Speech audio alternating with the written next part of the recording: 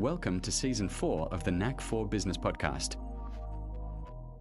Question of the audience. If you're a manufacturer, are you struggling to prepare, review, or upgrade the chemicals and compounds essential to your production while meeting strict regulations and driving growth?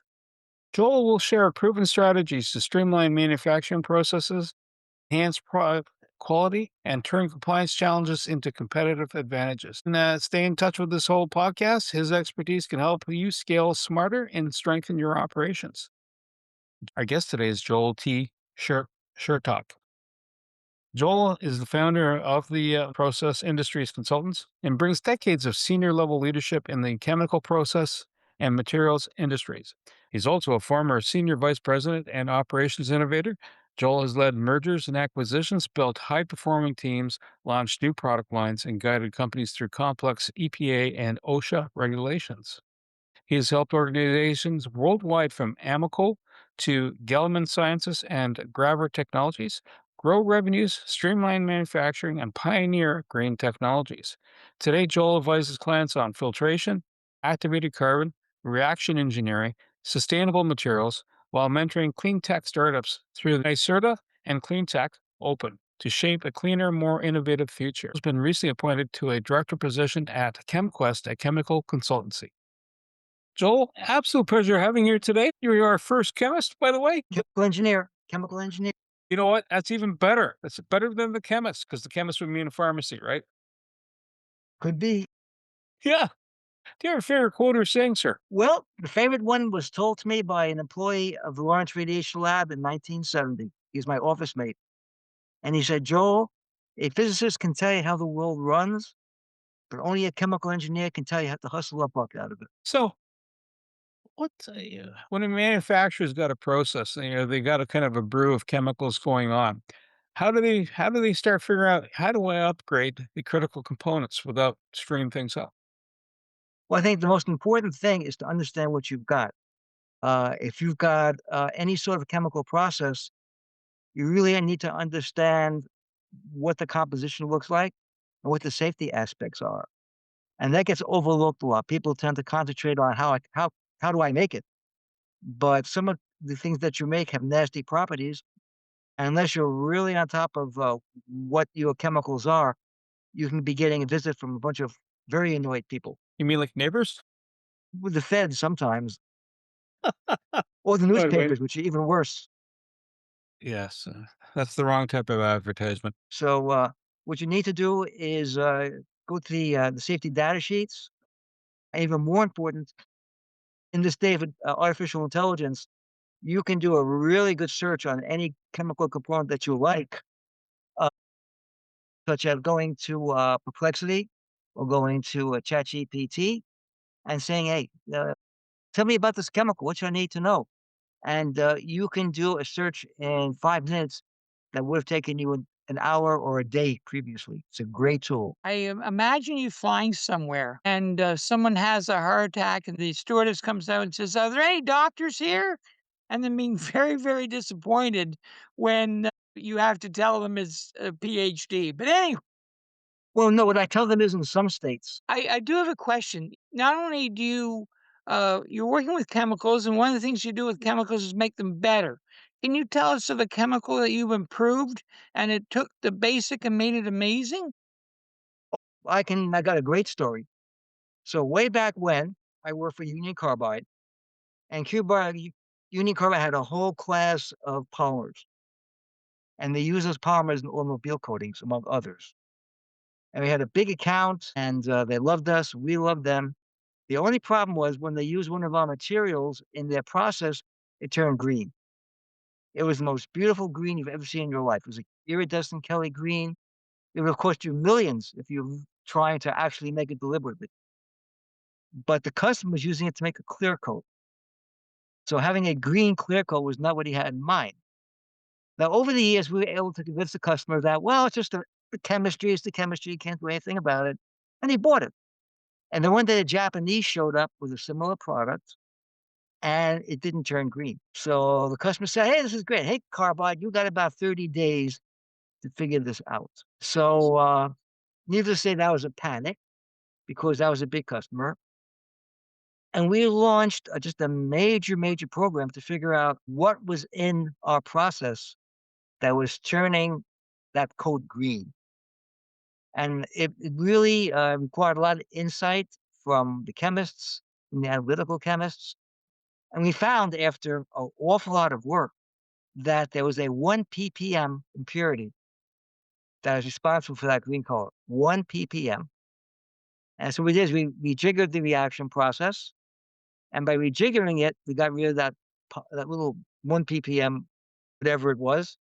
And voila, we're making a clear coat again. So that made R&D the hero of the hour. But it was only for that hour. Next day, what have you done for me lately? It sounds like in chemistry, if I remember my chemistry back in high school, and it's a bit vague, but you change one small thing, you change everything. You'd be amazed. There's a question of, how do you scale up? What are the pitfalls of scale up? And that is the evil genie in scale up, is people don't understand that when you scale up, you're changing the environment. And what wasn't a problem now will become a big problem in the future.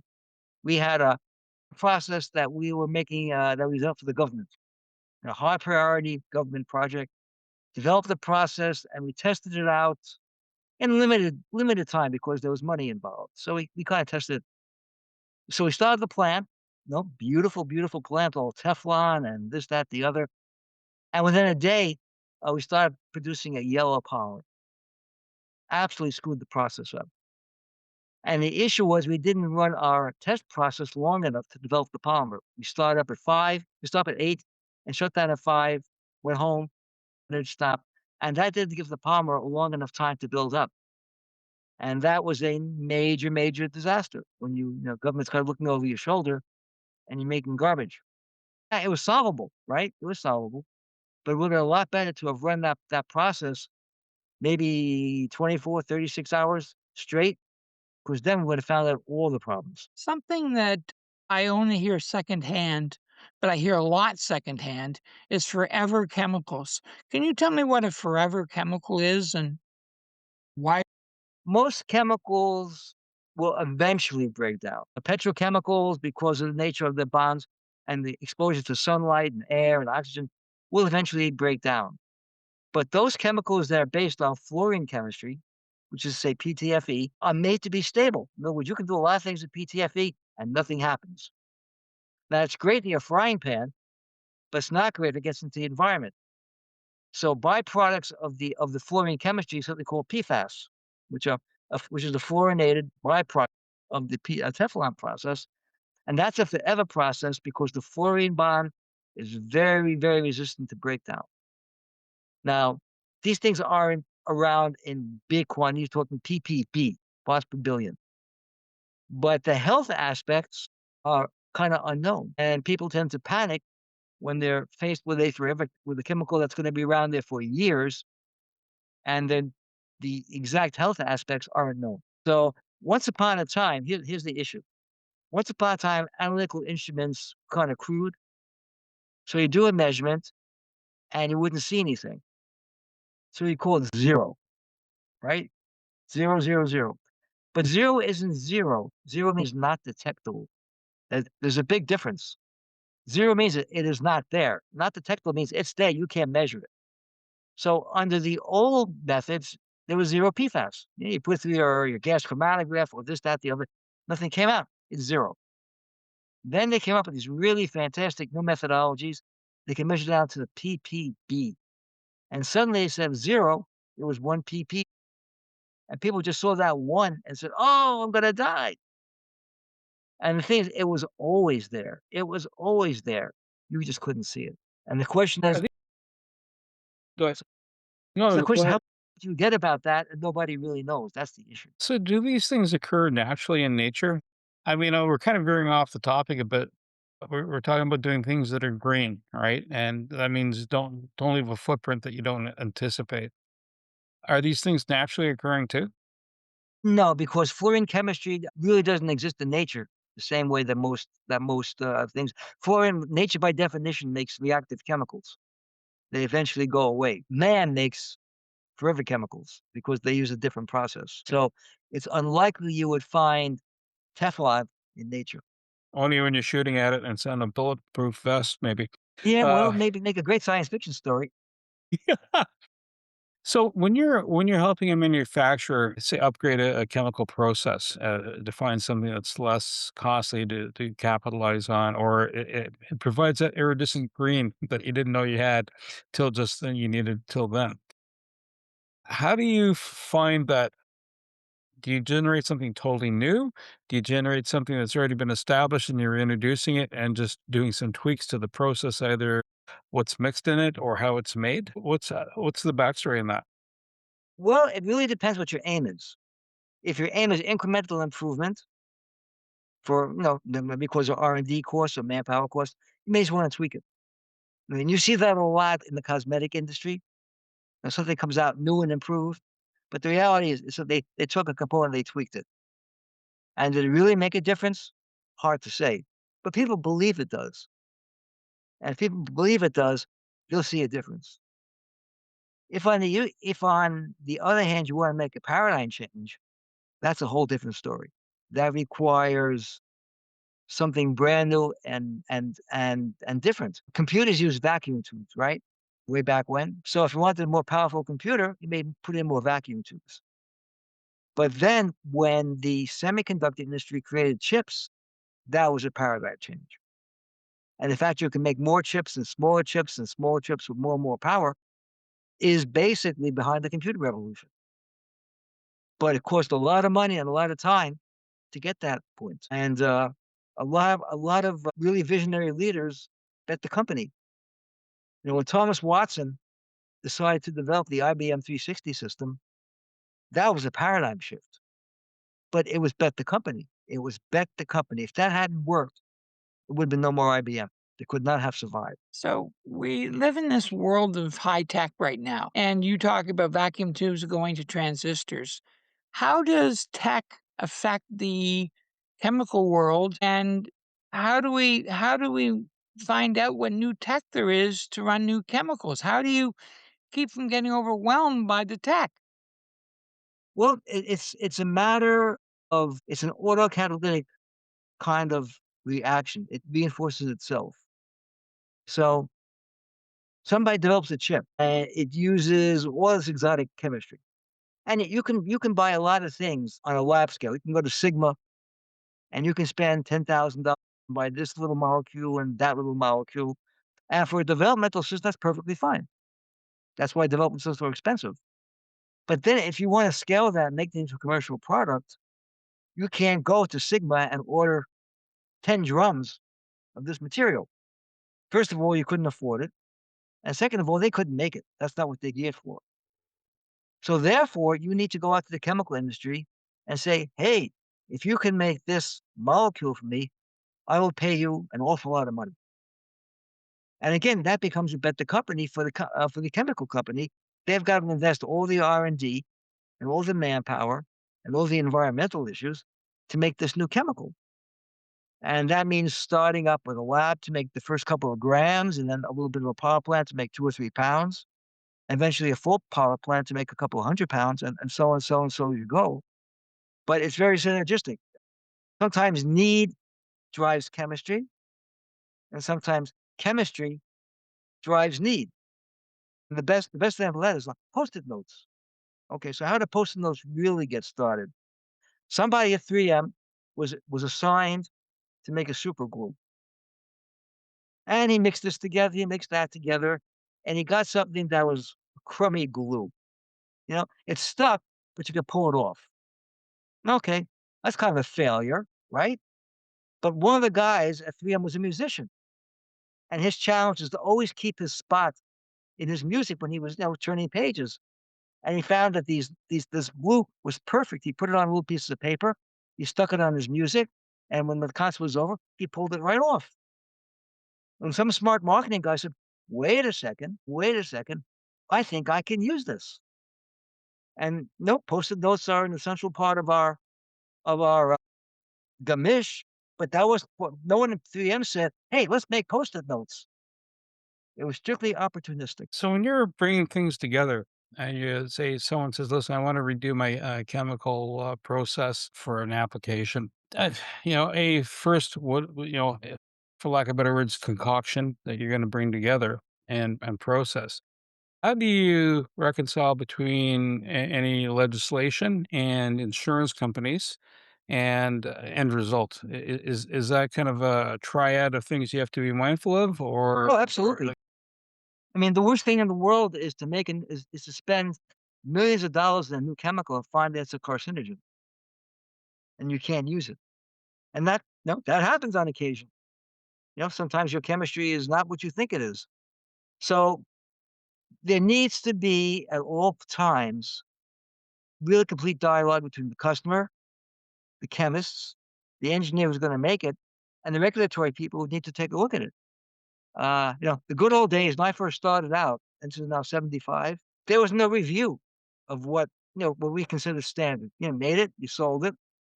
As long as there's no bad publicity, you're in good shape, right? It was perfectly fine. That wouldn't fly today. I mean, now you have to have safety data sheets. You have to have, and safety data sheets have to be backed by a preliminary notice of manufacturing. It has to be backed by the TSCA Act. So it's a very complex process. And the last thing you want is to spend all this time and all this money to make something that basically is not usable. So we all have watched fiction.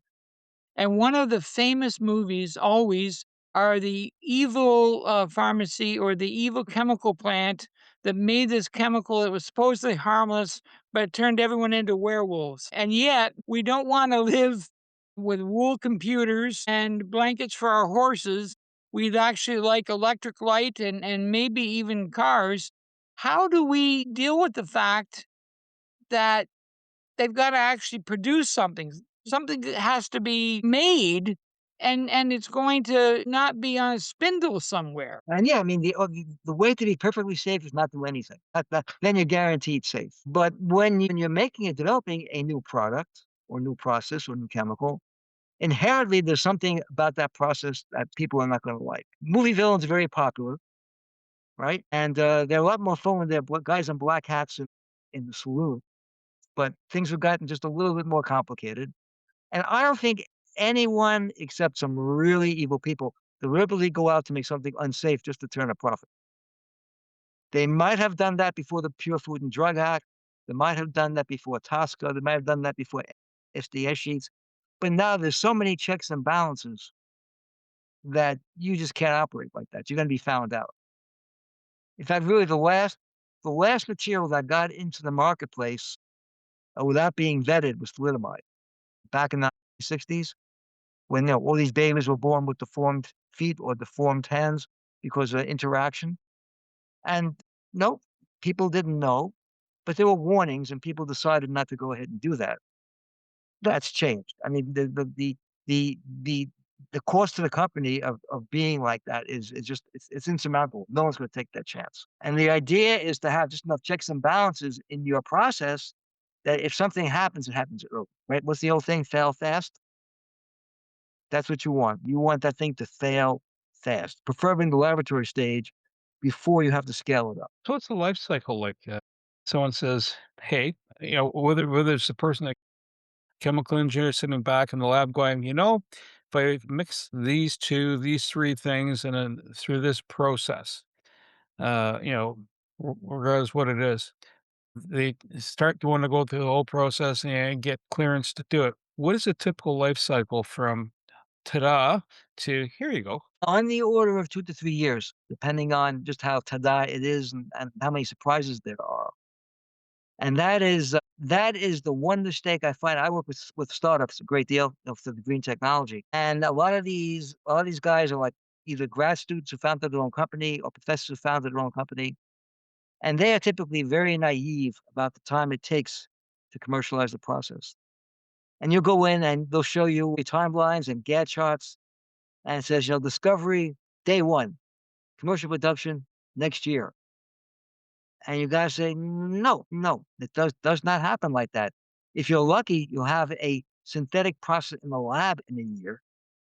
Then you'll have maybe a pilot plant in a year, and maybe full commercial production in a year and a half. And I've worked with a couple of startups, and they were extremely well-run startups. I mean, they did a fantastic job in doing their work, and there were surprises every inch of the way.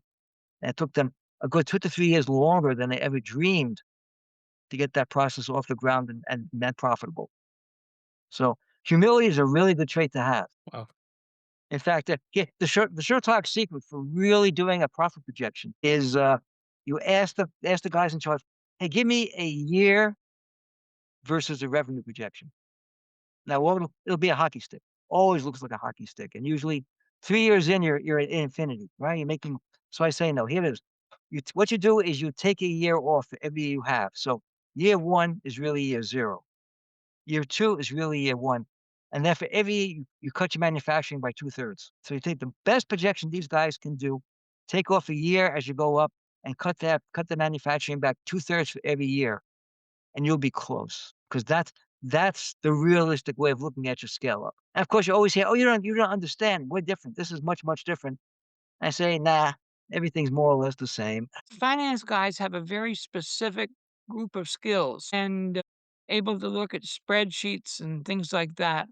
When somebody is looking at buying a chemical business, how do they even know how to translate so they even know the questions to ask about putting values on things? Well, I mean, the best M&A team has the number cruncher, but also has guys who know technology because the number cruncher only knows numbers, which is good. That's a very valuable skill. You have to do those things, and these guys can do these in the back of their head. But then you need the technical guy to work with the financial guy and say, "You can do these projections, but they don't mean anything because, uh, it's gonna be a lot longer to make this go and you think." For instance, every company I work for has something called a hurdle rate. In other words, you did a projection of all the profitability over the last, 5 or 6 years, right? And then you looked at how much money it cost to actually make that happen. And from that, you can generate an internal rate of return, right? And from that, you can get an idea of what the bank would pay if that was a bank account. And so most companies have a hurdle rate of 4 or 5%, something like that. And it's supposed to be a top secret number, right? It's supposed to be, no, my God, it's like the formula for Coke. But every salesperson I know and every market manager I know finds that number out somehow. And it's amazing how every projection that number comes out is what's your rate of return? Oh, it's 5.5% when they know the hurdle rate is 5. So the way you get around that is you make the guy come back in 5 years and say, "Hey, you predicted this. How come you only got that?" That's how you control that. By these guys knowing that when he calls on the carpet, if they predict 5%, they actually make 1%. One of the things I've been involved in another company, and they were looking at making a chemical, harmless to plants and people. I think we talked about it. It's called hypochlorous acid. Yep. The name sounds ugly, but it's pretty benign to humans. But here in Canada, Health Canada has something called a DIN, a drug identification number. And so, yeah, it sounds like typical. Like here's the medicine side of the fence. But let's say if I was doing bleach, for example, I'd have to get, I'd make it, and then if I make a claim about that bleach, I have to get it DIN, and basically prove in the lab that it does what it does. Mhm. Do you find that and where I'm going with this question is, if you're helping someone innovate faster, is it easier to use someone else's already developed product or make your own bleach or use someone else that's already made the bleach where the DIN rating or the rating's already been established? Yeah, by and large, you're much better off buying somebody else's product. I mean, unless you want to do something I mean, if it's a commodity product like bleach, there's absolutely no rationale for making your own. Pick up the phone and say, "Hey, I want a tank car tomorrow." And yeah, you sacrifice profit margin, but the guy who's selling it to you is making a lousy profit margin anyway. He's a commodity guy. He's cracking out millions and millions of gallons of the stuff every month. So he's making good money on it because although he's making a penny a pound, there's a lot of pounds. You will never have that volume. You will never have that volume, and therefore your production costs will never be as good as his, and you'll lose your shirt. So is that part of the quicker innovation process then? You just That's say, hey, listen, Don't reinvent the wheel, basically? Don't reinvent the wheel. If you can buy it from somebody cheaper, that's not a vital part of your technology. Let somebody else have the headache. That's true. That's true. But when you purchase a chemical, do you own the liability then of the chemical in the product, or does the manufacturer? In other words, I'm thinking, let's say, for example, in the food space, right, food chain, if someone is processing chicken from the farm, or livestock from a farm, if the farm has been contaminated but has not been detected all the way through, is that something where the liability goes all the way back to where it where something was made in error or done in error, and then goes forward and everybody wears it, or is it just the end manufacturer? That depends how good your lawyer is. Really, no joke. I mean, it depends how good. If you have a really good lawyer, you can accomplish all sorts of strange things. You can make some poor farmer all the liability. And how fast can you talk? But that's not a, it's, and I'm only saying that half jokingly. In the government, for instance, if you have a government program and there's a component failure, the guy who can't prove he's innocent is guilty. So there was a failure of a Atlas nose cone. Now, Atlas nose cone has any number of components in it. It has carbon in it, it has supports in it. So what happened? It becomes a witch hunt. Who is responsible for this failure? Who's responsible? The guy who can't prove he's innocent, by definition, is guilty. That's the way it works. So the poor guy who doesn't have the records 100% in order gets the blame. And in a Is case that where the ownership is not clear, that's exactly how it happens. If you can't prove you're innocent, by definition, you're guilty. so? Is that where it makes sense then to have the chemical engineer come in and say, yes, this is the right to construct the compound, or I'm probably not using the right wording here, but compound's the best thing that comes to I mean, mind. basically, the process, and the whole idea of the process is to make sure your documentation is in order to show that you followed your procedures. The procedures were validated, and you've made this before with no problem at all. And the raw material met spec, and the product met spec. And therefore, if something went wrong, it wasn't you because you got the paper trail that shows you did everything right. Joel, has there been a Louis Pasteur or a penicillin has there been a eureka moment that you're excited about that changed how you viewed things based on what you found out? Tell me a story. Well, eureka moments don't happen that frequently. The uh, the eureka moment, you read a lot more about in fiction than you do in reality. You know, the guy in the bathtub saying, "I got it, I got it, I got it." Sometimes there's a genius insight that helps unblock a slow process.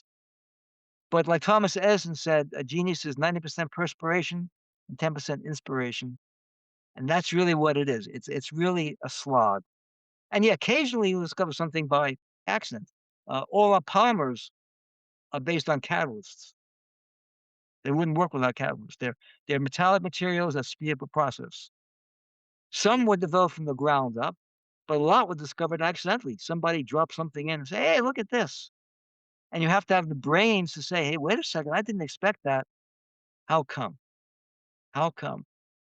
And it's those how come moments that make advantages. For instance, if Alexander Fleming had come back from vacation and saw that little area of dead streptococcus around this green mold and said, "Oh crap, contaminated," and threw it over his shoulder, wouldn't have been any penicillin.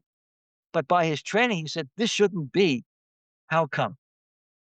How come?" Do you have people that well, I'm gonna ask just 2 questions, and one I think probably, Wayne will follow up with. Do you have anybody that is doing futuristic work where you have every once in a while you hear there's a new chemical because something, extraordinary happened. It was either in a unique environment, not that they're making, gallons of the stuff because it was a flash moment, so to speak, right? Either high radiation, high heat, etcetera. Is there anything new under the sun coming up, or is it all there? By definition, nothing's all there. There's innovation drives need, and need drives innovation. So if you're trying to develop a fusion system for power, it calls for materials that probably don't exist yet. It calls for laser power that you don't have yet. So the need drives the innovation as long as the funding is there. If the funding isn't there, then many good discoveries don't go any further. It costs money to be clever. I can remember that when I'm cutting a joke. So we hear, and we certainly don't, I don't think we know the bottom of these things, but we hear about changes in university funding models. Is that actually affecting people on the street? Is it overwrought? Is it deadly? What's happening with creating this new stuff that governments are threatening to slash? How does that work? Well, it's one of those things where the guy in the street won't notice anything different right away, right? So there's an innovation pipeline, and the innovation pipeline used to start in commercial R&D facilities, Bell Labs, Carbide Labs, Dow Labs. What's happened is that corporations have cut back on pure R&D. They've cut that back because there's no money in it. The stockholders don't want you to spend money on solving mathematical problems to the nth degree. They want something that's going to make money on their stock. So a lot of the research, a large amount of the research today is no longer done in government in commercial labs. It's done in universities. Sometimes sponsored, sometimes just what the university is working on. And therefore you get a pipeline of innovations that go into industry. Industry can exploit that. Again, the industry is good at scaling. It may not be so good in fundamental research. So the genius is some guy in a lab discovers some interesting molecule that he can make in micrograms, and someone in the industry will take that and scale it. But there's a pipeline. So if you cut back on the amount of money spent on those initial quantities, you won't see it right away because there's a pipeline. But eventually that pipeline will empty, and then there'll be nothing. So the effect of university funding cuts today, you may not see for a couple of years. As far as the man in the street is concerned, what's the problem here? Everything is fine. But the reason that we were able to develop a COVID vaccine so quickly was that a lot of the fundamental mRNA research had been done in both biotech labs and in universities that industry could then exploit on a real rapid priority basis because the fundamental was known. If mRNA work had not been done, then it would have been years before we got a COVID vaccine. And people get spoiled. I mean, they see that, they say, see, look, it doesn't take that long to develop a vaccine. We did it in a year, right? But that was absolutely unprecedented. Absolutely unprecedented. The polio vaccine took 7 years to develop because, again, they didn't have all the background work that we've got today. If there was a new pandemic that suddenly hit the U.S., we have a problem. Way longer to develop a vaccine than it does today because the fundamental developmental process is gone. I got thinking about that famous movie, The Graduate, where the one answer was plastic. Plastic. Is there an anti-chemical snobbery where, I don't wanna be seen polluting the environment, and they all wanna live in an ashram somewhere that is going to desperately affect our culture in 10 years? It's a problem. I mean, like I said, people have gotten spoiled. They've gotten spoiled because they've got the products they need, they have the lifestyle they like, and they don't realize all the hard work that goes into it. And today it's probably not plastics, it's probably electronics, it's probably computers, but all those things require hard work to commercialize, and a lot of engineering, and a lot of money, and a lot of resources. And people say, "I want to go back to the good old days." I say, "Well, tell you what, you can go back to 1000 AD, and everything was organic back then. By God, there were no synthetics. We used natural fertilizer. We didn't use internal combustion engines. It was as natural as you'd like." And what do you think about the word famine? I mean, if you read the Bible at all, what's in the Bible? Famine, famine, famine, famine, famine, famine, famine. Famine was a natural part of life. People died. We don't have that anymore because, again, we have all this modern agrochemistry that we can exploit. There are downsides. There's downsides to everything. But you wake up in the morning with a pretty good idea you'll have breakfast, lunch, and supper before you go to sleep at night. Wayne's very grateful for that. So am I, especially when there's a bit of caffeine in the mix. That definitely helps.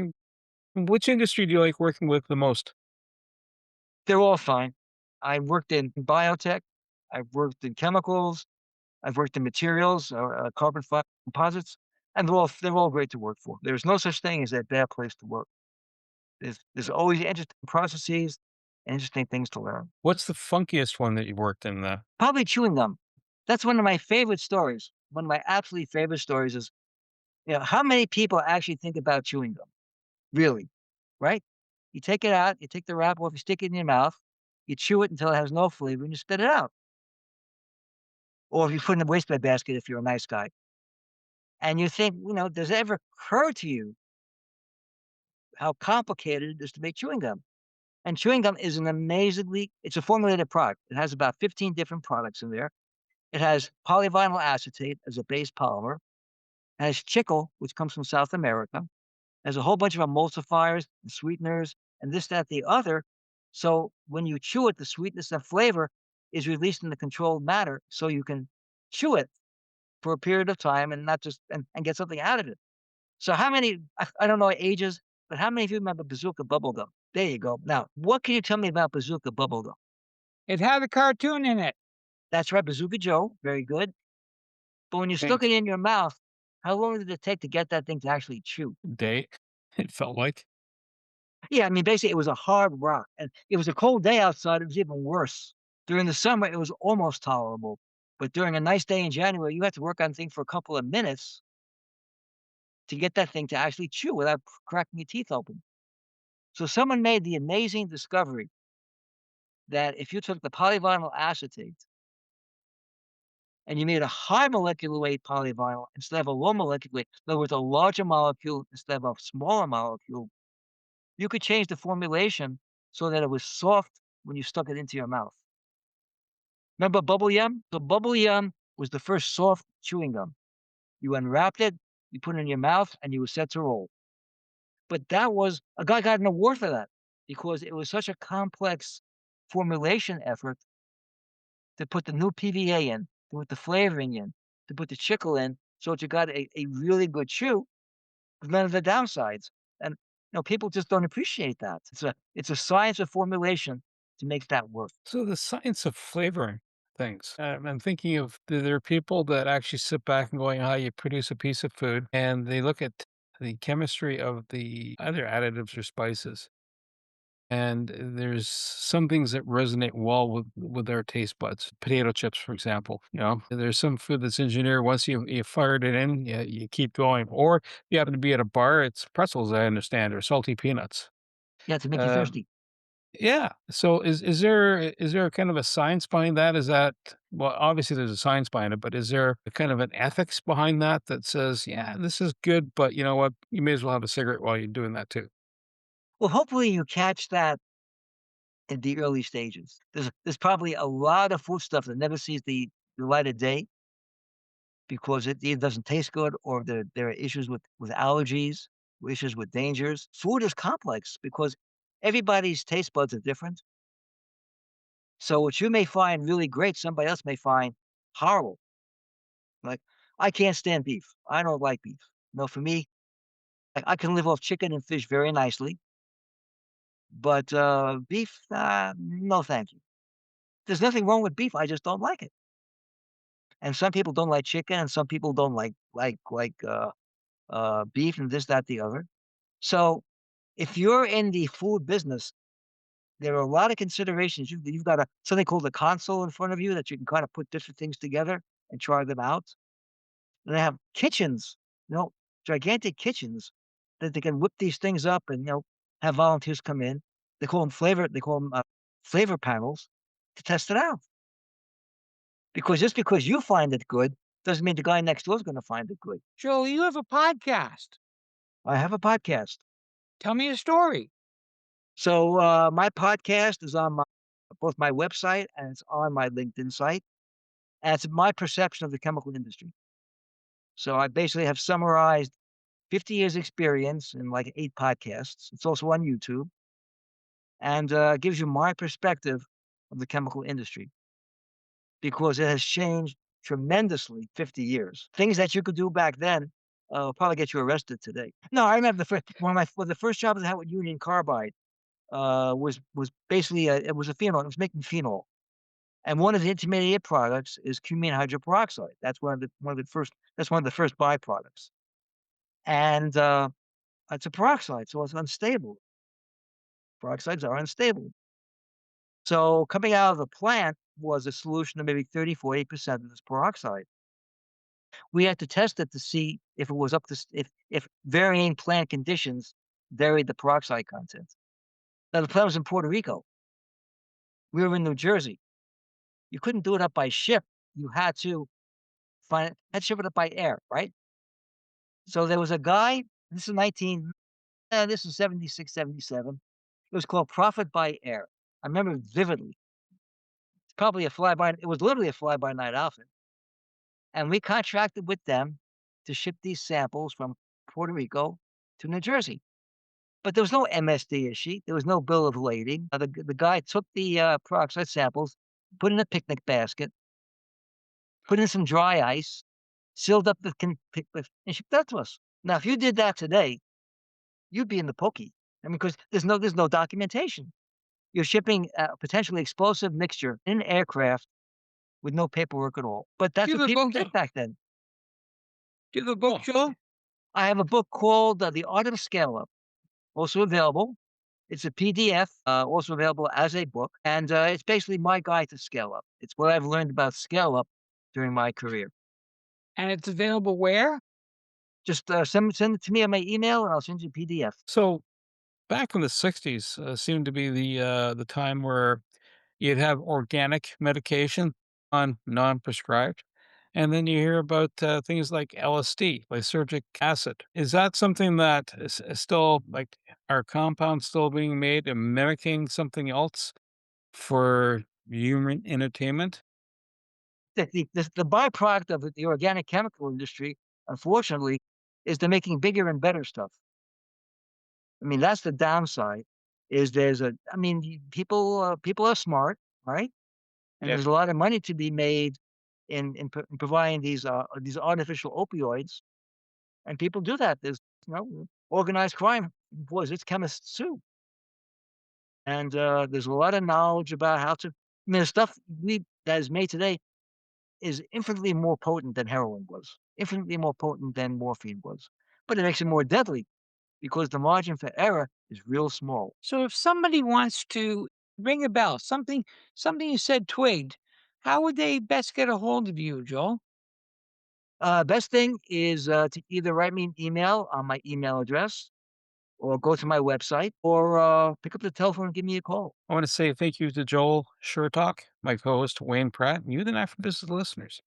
So listen, if you're into manufacturing with chemicals, in essence, everybody will manufacture with chemicals, but you need to make a new batch, you're looking to scale up, reach out to Joel, because you know what? He can help you get the right chemicals without a lot of the wrong results and guide you on that path. He's got a few years of history in that. And the idea is put out a good product and also be profitable, innovate faster, and build processes that protect both your business, the people, and the planet. And that's not just an area piece, it's more about following a good footprint in life. He also helps if you're involved with mergers and helping companies save a lot of dollars for staying on top of things. To reach the podcast hosts, email them at info@creativeinsight.com or by the website creativeinsight.com, spelled KREATIVISIGHT.com. To reach Wayne at his email, wayne@motive8u.ca, that is MOTIVE, the numeral 8 and the letter u.ca, or his website, motive8u.ca. If you would like to be a guest on this podcast and share your knowledge, let us know. We would also appreciate your feedback on the content or format. Check the show notes for more details. For these podcasts, we like to acknowledge the support and thanks to the following people. Carl Richards from Podcast Solutions Made Simple, a renowned podcast expert. Fred Crouch, who is the Property Wizard podcaster, where Bernie is a co-host. Jovan Strika from At Hive, a co-working space that is more than just a space. Then Melanie Weber, Bernie's invaluable business partner, and Wayne Pratt from Motive8U Inc., who serves as both a coach and co-host of these podcasts. Disclaimer. Please note that the Knack for Business podcast episodes are meant solely for educational and general informational purposes. The information and opinions contained within are not intended to be professional advice on any subject matter. The thoughts, views, and opinions expressed by the participants are their own personal beliefs and do not represent the views of the podcast hosts or any affiliated organizations. It is important to note that this podcast is not a replacement for consulting with certified experts in your area who possess knowledge of your unique situation. The hosts of the podcast, along with any participants or affiliated groups, do not take responsibility for any actions taken or not taken based on the information presented in this episode. It is highly recommended that individuals seek guidance from their own personal advisors in fields such as accounting, law, or other pertinent areas prior to undertaking any actions or making decisions that may impact their financial, legal, or other aspects of life.